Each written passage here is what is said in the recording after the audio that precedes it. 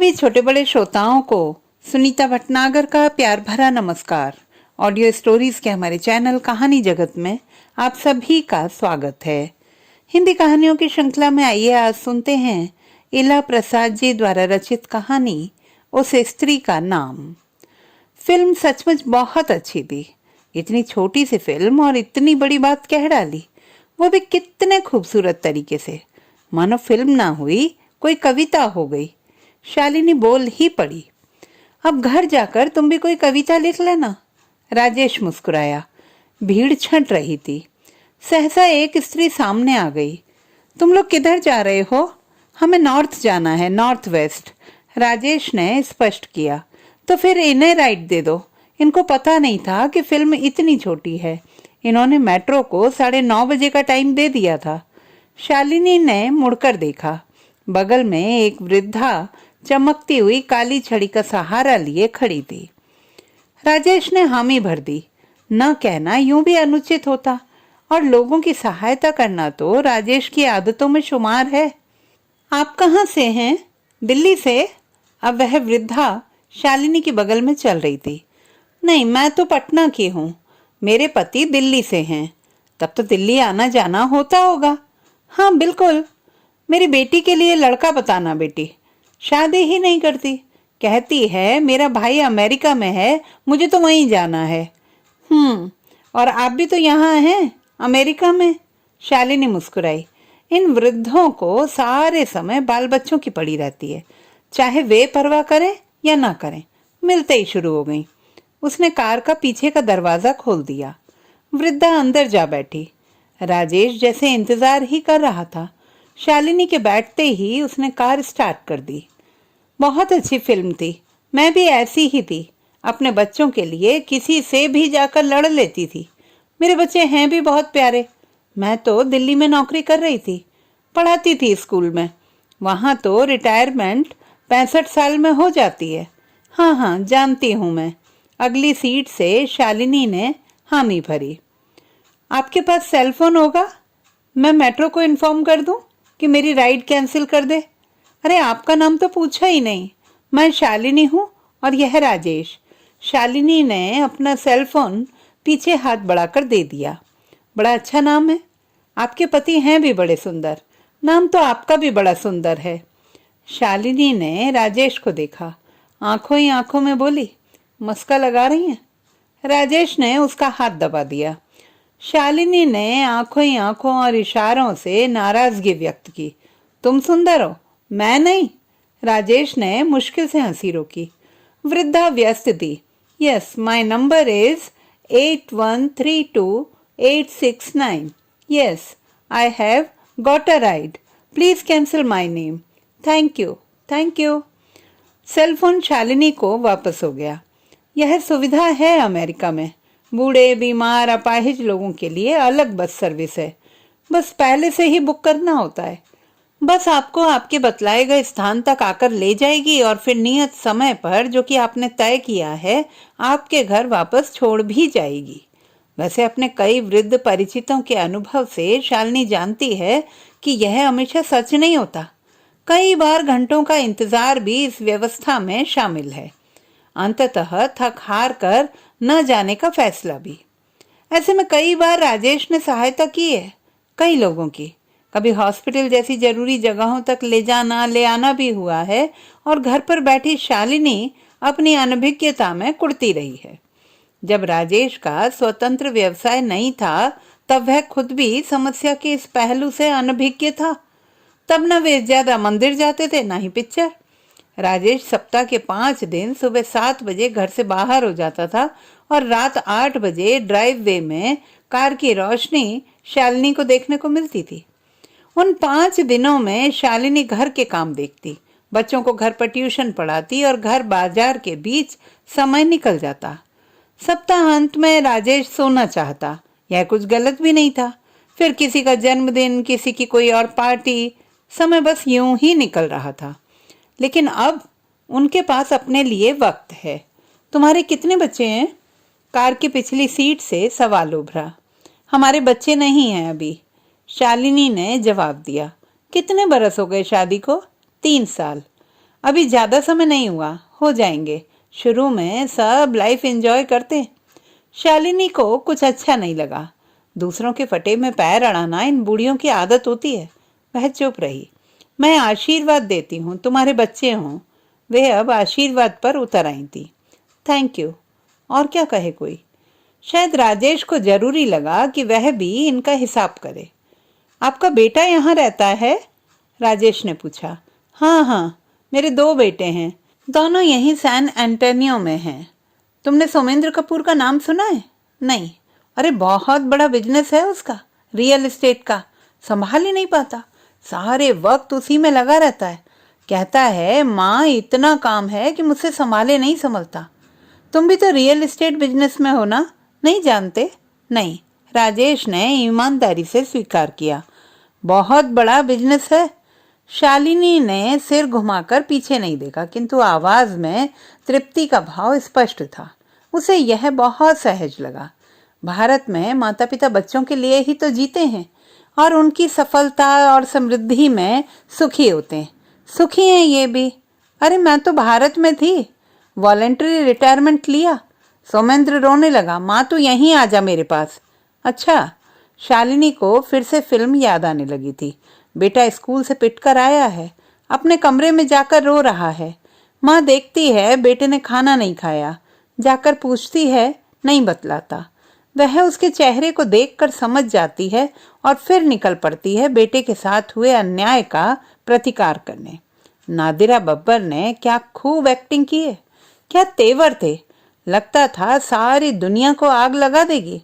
काली माँ। आंखों के आगे फिल्म की माँ नादिरा बब्बर का चेहरा घूम गया। सोमेंद्र को फुर्सत ही नहीं है, सारे वक्त लगा रहता है कारोबार में।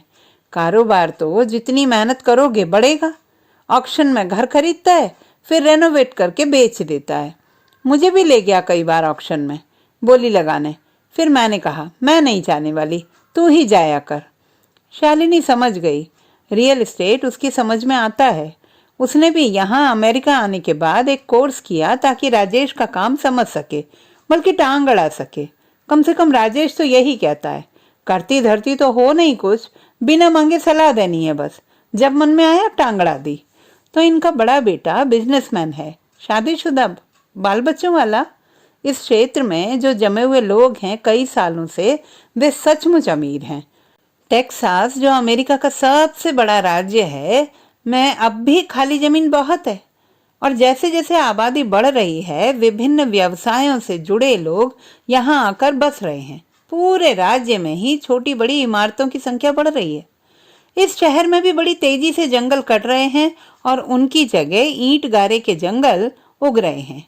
लेकिन इतना फर्क तो तब भी है कि सब कुछ बड़े सुनियोजित तरीके से होता है। यहाँ कोई नया सब डिवीजन बनता है तो हरियाली बनाए रखने के लिए हर घर के सामने एक पेड़ होता है, सड़क के किनारे पेड़ होते हैं, यानी कि कुछ ऐसा कि पेड़ों को भी तब इंसान की मर्जी से उगना होता है। वे यूं ही अपनी मर्जी से कहीं भी उग नहीं सकते। नहीं रोक सकते आप उसके हिस्से की धूप या रोशनी, बल्कि उसके हिस्से की धूप या रोशनी आप तय कर रहे हैं। सिर्फ उनके हिस्से की ही नहीं, सबके हिस्से की। इंसान खुदा हो गया है यहाँ, तब भी कितना असंतुष्ट है अपने अंदर। पैसे का क्या है बेटा, जितना भी कमा लो क्या फायदा, लाइफ एंजॉय भी तो करनी चाहिए। वे कह रही थी, हाँ ये तो है, तुम तो घर पर ही रहती हो, कभी मुझे भी कॉल कर लिया करना, वह शालिनी से कहने लगी। इस बीच राजेश ने वॉलमार्ट में कार रोक दी थी, गैस लेनी थी। वे कार्ड बनवाने के लिए अंदर चले गए थे। नहीं, मैं बहुत व्यस्त रहती हूँ, एक ऑनलाइन कोर्स कर रही हूँ, फिर योगा क्लासेस लेती हूँ, घर के काम, यहाँ तो कोई हेल्प होती नहीं, सब कुछ खुद ही करना होता है। तुम योगा सिखाती हो, तुम में क्वालिटी है, बड़ी अच्छी लड़की हो तुम। शालिनी ने सोचा कि राजेश को वापस आने पर चिढ़ाएगी। तुम देखने में अच्छे हो, लेकिन क्वालिटी तो मुझ में है। आराम से आराम से, मुझे कोई हड़बड़ी नहीं है, जितनी देर जहाँ रुकना हो रुक सकते हो। वे राजेश से वापस आने पर बोली, नहीं बस हो गया, कार में गैस लेनी थी। आपको शुगरलैंड की तरफ जाना है ना? हाँ, मैं रास्ता बताती चलूंगी, हमेशा आती जाती हूँ ना, इतने सालों से इधर ही हूँ। जब मैं नई नई अमेरिका आई थी तो सोमेंद्र ने बहुत बार कहा, माँ तुम कार चलाना सीख लो, मैं तुमको नई कार खरीद कर दूंगा, तुम सीखो तो। लेकिन मैं ही नहीं कर पाई।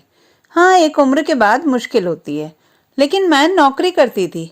एक बार गिर गई ऑफिस में तो जांच हुई, फिर पता चला कि खड़ी नहीं हो सकती, तो तब से रिटायर हो गई। यही एक बीमारी है, लगातार खड़ी नहीं रह सकती देर तक। शालिनी चुप रही, लेकिन उन्हें जैसे बोलने का मर्ज था। फिर शुरू हो गई, बेटी तुम मेरी बेटी के लिए लड़का बतलाना।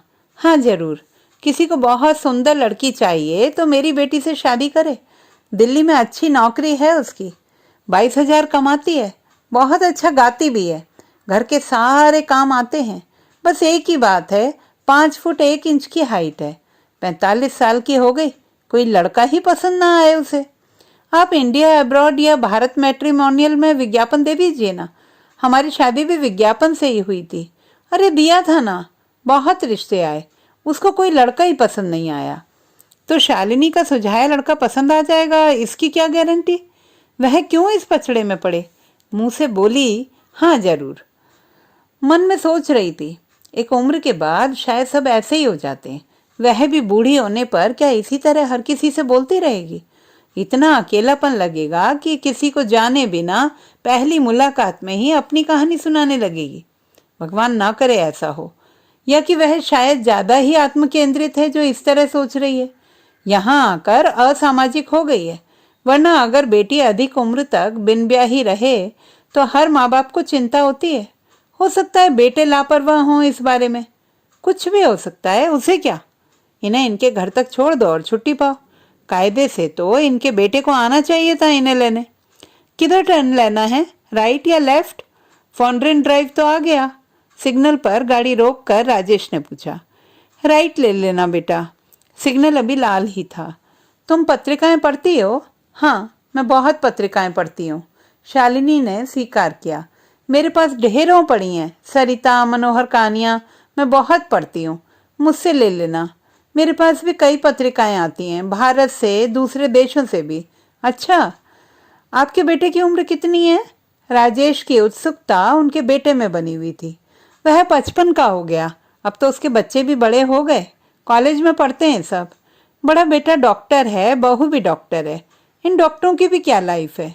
डॉक्टर को तो डॉक्टर से ही शादी करना ठीक है, समय नहीं होता इनके पास किसी के लिए।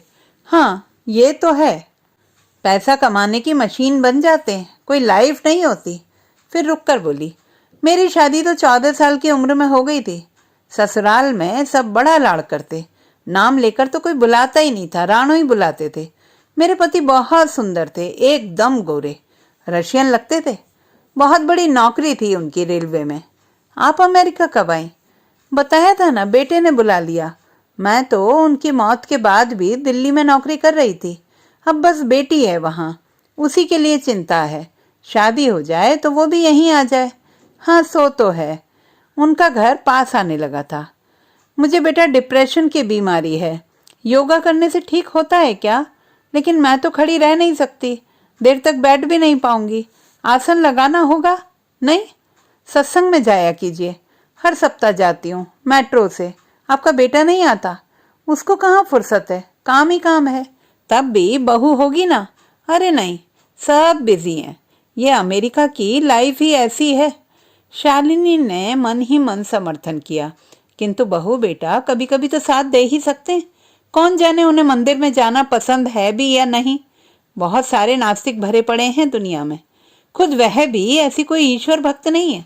मंदिर में मित्रों से मिलना जुलना हो जाता है और दर्शन प्रसाद पाकर संतुष्ट हुए लोग घर लौटकर भोजन बनाने की चिंता से भी मुक्त रहते हैं।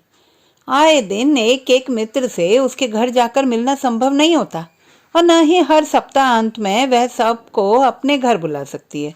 तो मंदिर मिलन स्थल है, लेकिन इनके बहू बेटे के लिए शायद ऐसा कोई कारण ना हो। अमेरिका ही ऐसा देश है जहां अपनी मर्जी से जीता है हर कोई। इन्हें देखो, मेट्रो लेकर कहाँ कहाँ चली जाती हैं। सत्संग, सिनेमा, इनके बेटे बहू को क्या फर्क पड़ता होगा? वे अपनी दुनिया में, माताजी अपनी दुनिया में। और राजेश तो सीधे सीधे कहता है, हम यंग हैं, हम आशा भोसले शो में जाएंगे, इन बूढ़ों को मंदिर जाने दो। वही प्लान बनाती है दोस्तों के साथ, तो कभी कभी मंदिर जाना भी हो जाता है। सेल फोन की घंटी बजी। शालिनी ने देखा रेडियो शो के प्रायोजक का फोन था। नहीं, इस सप्ताह तो मैं व्यस्त रहूंगी। संक्षिप्त बातचीत और उसने फोन बंद कर दिया। बेटा, तुम रेडियो में प्रोग्राम देती हो? तो ये सुन रही थी, समझ गई। शालिनी मन में मुस्कुराई। हाँ, देती हूँ कभी कभी। मुझे भी बताया कर, मैं भी सुन सकती हूँ तुम्हारा प्रोग्राम। जरूर।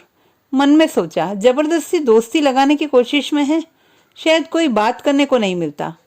राजेश फिर रुका अगला दिशा निर्देश पाने के लिए। बस इसी गली में, वो जो ऊंची बिल्डिंग देख रहे हो ना बेटा, पता है वो एक वकील की है। सारे दिन कारों की भीड़ लगी रहती है, पार्किंग को जगह ही नहीं होती तो लोग सड़क पर पार्क करते हैं। बहुत कमाता होगा। क्या करेगा इतना कमाकर? बहुत कमाता है या फ्री कंसल्टिंग देता है? राजेश हंसा। हो सकता है फ्री एडवाइस देता हो, इसीलिए सब चले आते हो। अरे नहीं, मेरी बिल्डिंग ठीक इसके पीछे है ना, मेरी खिड़की से दिखता है। मैं जानती हूँ, फ्री कुछ नहीं। अच्छा, इतना कमाता है, क्या करेगा इतना कमाकर? पैसा कमाने की मशीन है सब।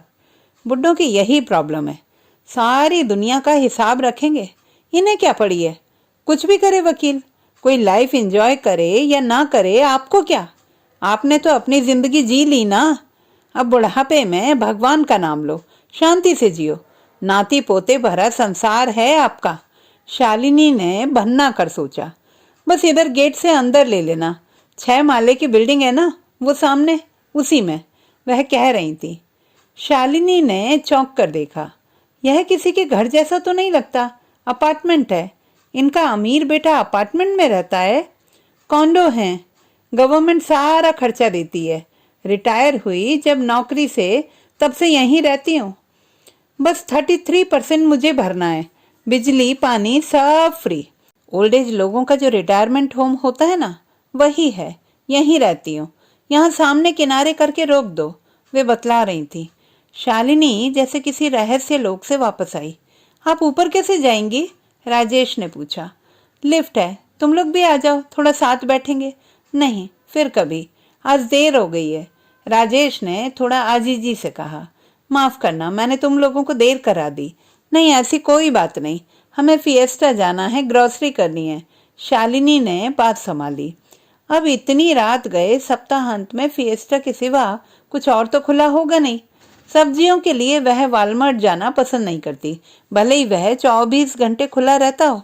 शालिनी ने झूठ नहीं बोला था, और अपने बारे में यही बात उसे पसंद है कि वह कभी भी झूठ नहीं बोलती।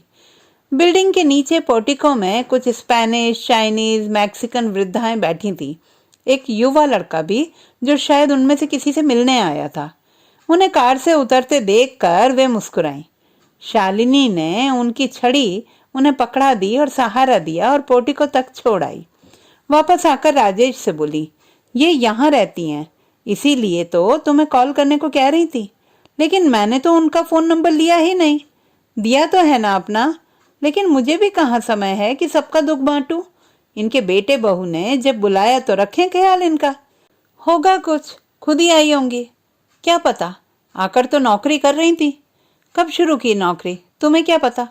लौटते हुए शालिनी सोच रही थी, जिंदगी और कहानी के बीच की सीमा रेखा कहाँ है। फिल्म अच्छी थी, सच्ची लगी। माँ का संतान के प्रति सुरक्षात्मक रवैया, उसकी सुख सुविधा की चिंता करती माँ, कभी काली कभी अन्नपूर्णा। लेकिन उसके बाद, जब बच्चे बड़े हो जाते हैं, अपनी दुनिया बसा लेते हैं, उसके बाद की कहानी तो कही ही नहीं गई। बहुत छोटी थी फिल्म, कितना कुछ तो अनकहा रह गया उस फिल्म में। उस फिल्म का आखिरी दृश्य शालिनी लिखेगी फिर से। उस फिल्म को वहां पर खत्म नहीं होना चाहिए था। वह एक बड़ी फिल्म बनाएगी। कितने नाम नारी के, सरस्वती, लक्ष्मी, दुर्गा, काली, क्षमा, स्वाहा, स्वधा। लेकिन बुढ़ापे में बच्चों को सारी सुख सुविधा देने के लिए ओल्ड एज होम चली जाने वाली, भेज दी जाने वाली स्त्री के इस रूप का नाम क्या है? उसे डिप्रेशन की बीमारी है, वह खड़ी नहीं रह सकती देर तक। असहाय, लाचार, वह अपनी खिड़की से वकील को पैसे कमाते देखती है, बेटे के फोन का इंतजार करती है, परिचित अपरिचित की सहायता लेती है और बतला भी नहीं पाती कायदे से अपनी कहानी। देवी के इस रूप का नाम क्या है? दुर्गा सप्तशती में कहीं लिखा है क्या? शालिनी ढूंढेगी। तो दोस्तों, ये थी हमारी आज की कहानी। आपको कैसी लगी कमेंट बॉक्स में लिखना ना भूलें। चैनल को सब्सक्राइब करें, लाइक करें और मित्रों के साथ शेयर करें।